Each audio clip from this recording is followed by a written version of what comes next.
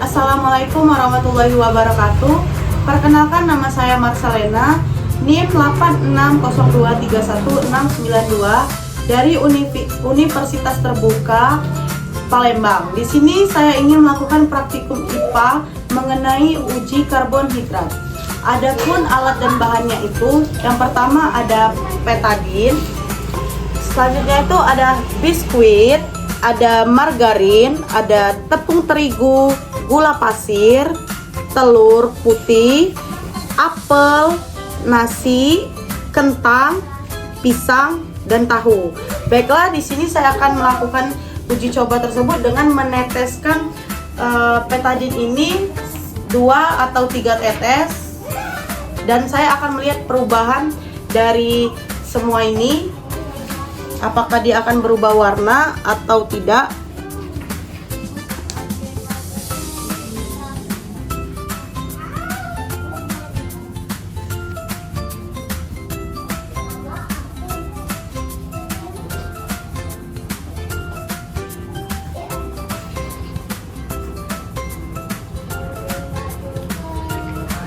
Baiklah, adapun hasil setelah meneteskan petadin tadi, biskuit ini berwarna biru kehitaman.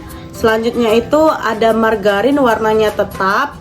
Tepung terigu itu warnanya biru kehitaman, dan telur itu warnanya tetap.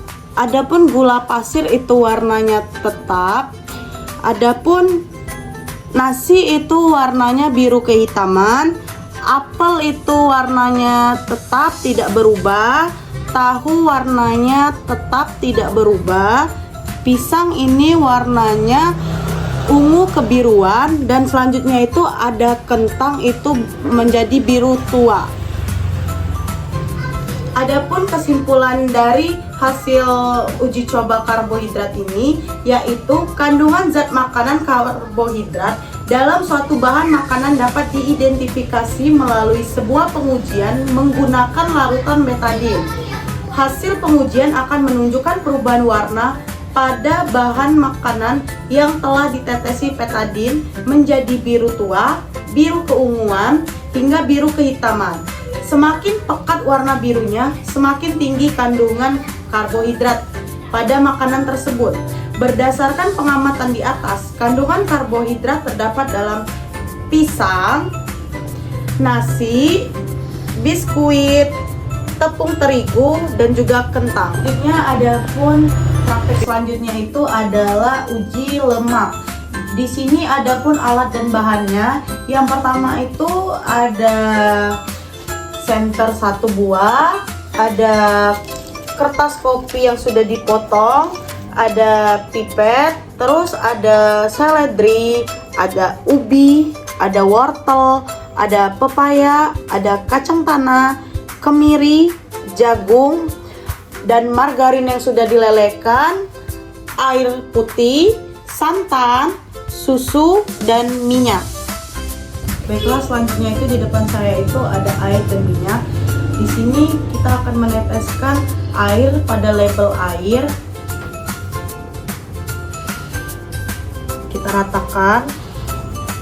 Kemudian kita akan meneteskan minyak pada label minyak.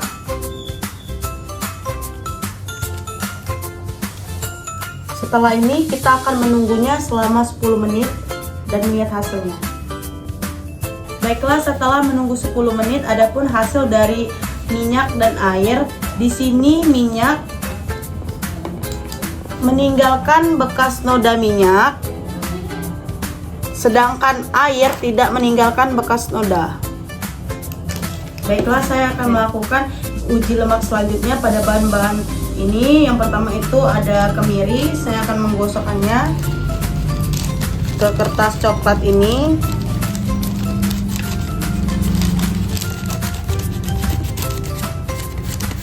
Ini kemiri. Selanjutnya itu ada margarin. Saya akan meneteskan margarin ini. Margarin. Setelah margarin ini ada biji jagung kering,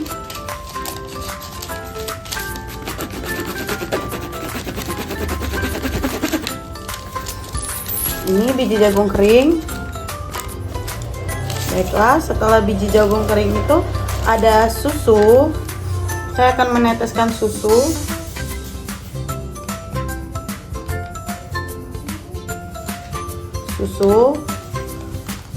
Setelah susu itu ada santan. Saya akan meneteskan santan.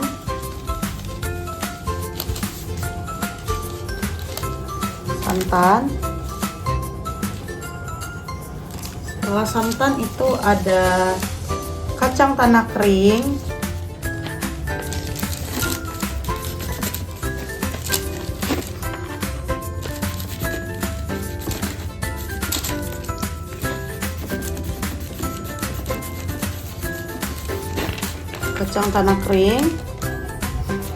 Selanjutnya itu ada singkong kering.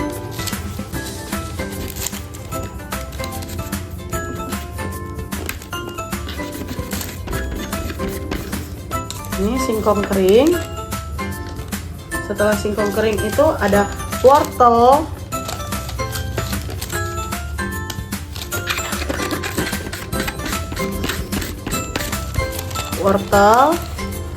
Setelah wortel ada seledri. Saya akan mengambil beberapa. Kemudian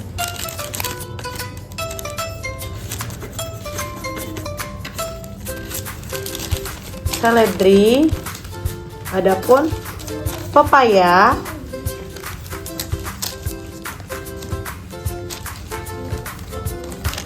dan saya akan menunggunya selama 10 menit. Baiklah, adapun hasil pengamatan dari menunggu 10 menit ini, saya akan melihat yang mana ada lemaknya atau tidak. Di sini ada biji jagung kering, kita akan center. Di sini biji jagung kering tidak meninggalkan noda, dan di sini ada kemiri. Kemiri di sini meninggalkan noda, dan selanjutnya ada singkong kering. Di sini singkong kering tidak meninggalkan noda sama sekali, dan selanjutnya ada margarin. Margarin di sini meninggalkan noda. Selanjutnya ada pepaya. Pepaya tidak meninggalkan noda, dan ada susu. Di sini susu meninggalkan noda. Selanjutnya ada seledri. Seledri di sini tidak meninggalkan noda, dan ada santan. Di sini santan meninggalkan noda, dan ada wortel. Wortel di sini tidak meninggalkan noda, dan yang terakhir itu ada kacang tanah kering, itu meninggalkan noda. Baiklah, setelah ini saya akan membacakan kesimpulan dari hasil percobaan ini. Kita dapat mengetahui fungsi dan peranan zat gizi dalam tubuh, serta pentingnya mengonsumsi makanan dengan komposisi gizi yang seimbang untuk menjaga kesehatan. Cukup sekian, terima kasih.